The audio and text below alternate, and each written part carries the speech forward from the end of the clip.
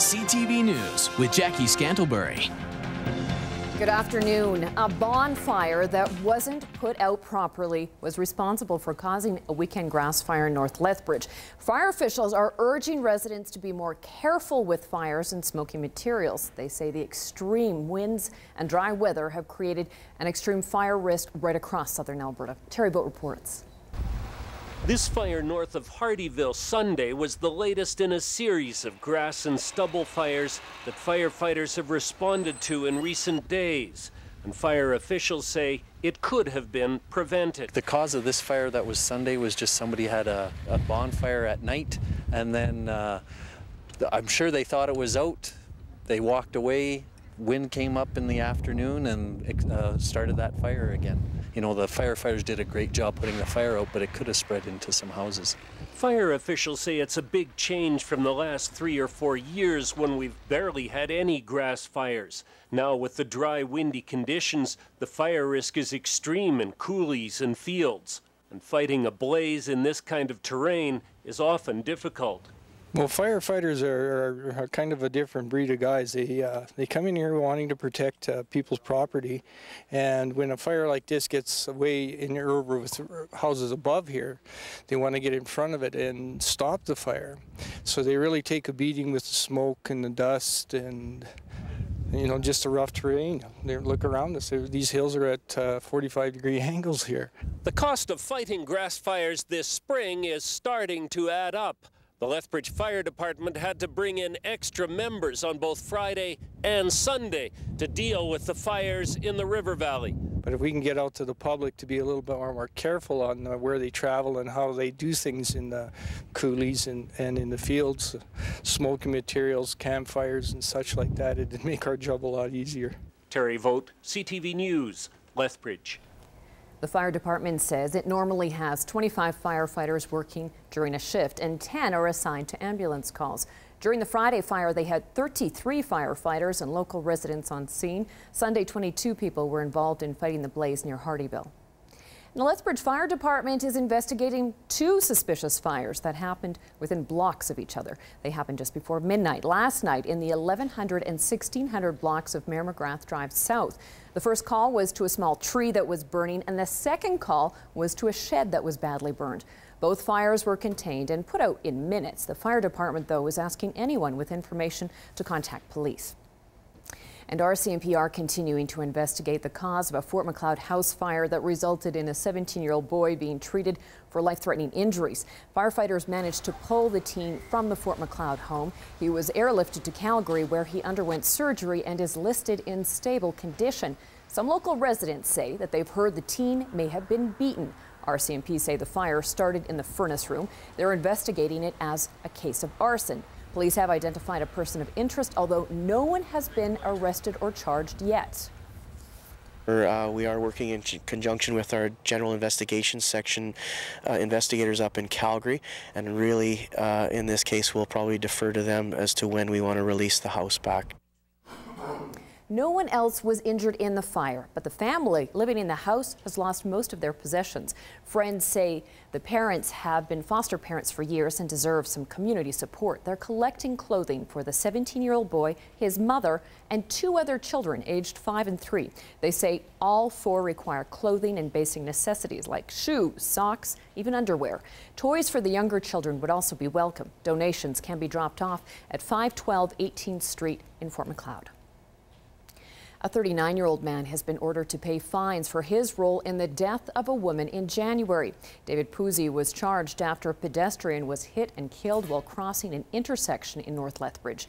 The pedestrian, 57-year-old Marilyn Pratt, died at the scene. During sentencing, court heard Pusey was rounding a corner in his vehicle when glare from the sun reflected off his windshield, obscuring his vision. Police had said speed and alcohol were not factors. Pratt's family asked the judge to show mercy to the accused. Pusey was fined $1,200 and must also pay a $180 surcharge. Meanwhile, another man who hit a woman in a crosswalk an hour after Pratt was killed will appear in court this week as well. 64-year-old Patricia Diane Matthews was crossing at 6th Avenue and 13th Street North when she was hit by a vehicle, and she later died in hospital. The driver in that one, 73-year-old Colton Shambrook, is scheduled to appear in court on Thursday.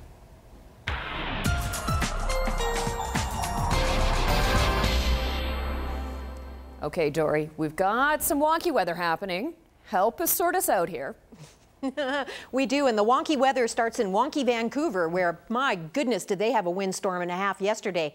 That was just round one. Round two is on the way overnight tonight. They've got another low-pressure center that's aiming for the southern coastal areas and the Sunshine Coast. Winds will be gusting upwards of 110 kilometers per hour in the core of that storm, so they're not out of it yet. All of that is pushing low-pressure center across the prairies.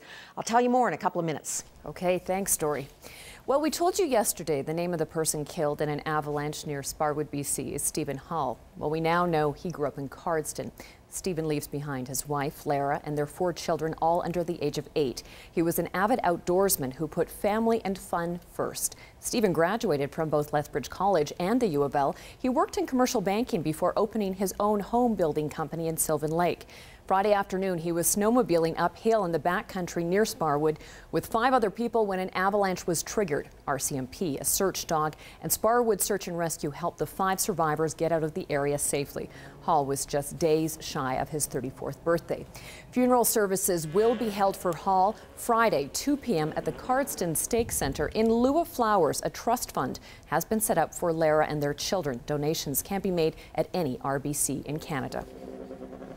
And a Calgary man in his 30s was the victim of a deadly avalanche near Revelstoke this weekend.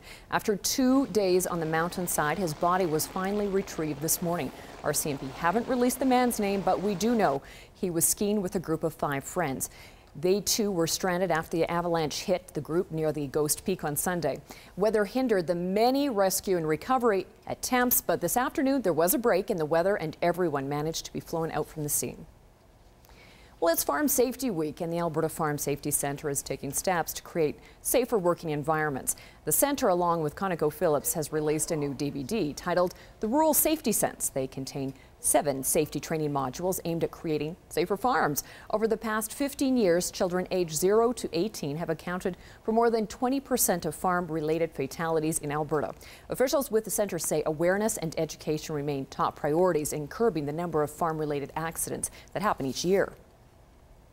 I think years ago it wasn't unusual to see a 10-year-old on a tractor, but the tractors weren't the size they are now. They didn't go the speed they do. I mean, it wasn't appropriate then, and it's less so now as the equipment is bigger. So I think, you know, assign tasks to people who have been trained and, you know, have the skills and the strength and the coordination and all the things that are required. It's taken nearly 3 years to compile the DVD series, and they'll be distributed to 4-H clubs, schools, counties, and MDs. A former University of Lethbridge president has been appointed to head up a new provincial environmental monitoring panel. Howard Tennant was president at the U of L from 1987 to 2000. He also served as vice chancellor. Last year, Tennant was appointed to co-chair a government oil sands monitoring panel. The focus of the panel announced today is to figure out the best way to monitor and report on the environment. The 6-member panel is made up of scientific, regulatory, and academic experts. The province has set aside $11 million to help cover the cost of the new initiative, but the group will also have to create revenue to support its research. This group of experts will help provide information to inform government on how to best design independent, effective, and scientific oversight of the enhanced monitoring program. Tennant and the panel are to report back to the government by the end of June. A prestigious appointment for a Lethbridge home builder. Jean Greer-McCarthy from Greer Home Builders has been chosen to represent Alberta's new home construction industry on the province's Barrier-Free Council. It's a subcommittee of Alberta's Safety Codes Council. The group reviews and then makes recommendations on building codes and fire regulations to the province based on the needs of people with mobility, visual, or hearing impairments. Greer-McCarthy will serve on the council for a 2-year term. Well, go to the movies, buy some popcorn, and half of everything you purchase goes to a good cause. Students at the University of Lethbridge are teaming up with the Movie Mill. They're raising money to support scholarships for the Lady Pronghorns rugby team. Movie tickets, $4 and 50 cents for tomorrow's shows. Half of all the proceeds from tickets and concession sales are going to support the national champions. It's a feel-good event. You know, we have a national champion women's rugby team, and they're one of our teams that's most underfunded. So it really feels good to give back to them and give back to our national champions. And, you know, they said, hey, you know, we'll take a slow night and we'll double or triple your business if you're willing to give a percentage back. You know, everyone wins in the long run. And the fundraiser is happening tomorrow night starting at 6 o'clock. And now here's a look at this week's Farm TV feature. Sometimes the best way to explain something is to show it in the form of a model. This model farm operation was getting a lot of interest from both children and adults at Alberta's Natural Resources Conservation Board booth during Lethbridge's Ag Expo trade show. It's illustrating manure management practices that, as they are stated in AOPA, the Agricultural Operation Practices Act. It illustrates how seasonal feeding and bedding sites should be set up, that they should be away from a water body, that animals should not have access to water bodies, so it should be fenced off, as well as the construction of berms would avoid runoff from that feeding and bedding site to run into surface water.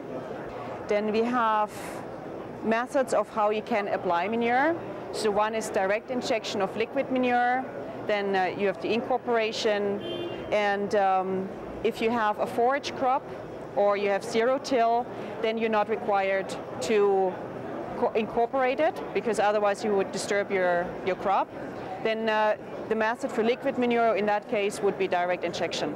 Wiesbach says the model is taken to various agriculture annual producer meetings and trade shows like Ag Expo, and although it was meant to show to adults at events like this, it often catches the kids' interest first. The idea was that it attracts the children, and with the children come the adults, which gives us an opportunity to explain to them what AOPA says, basically. Farm TV is brought to you by DA Building Systems. And now to the markets, where there were up arrows across the board. Here are the day's closing numbers.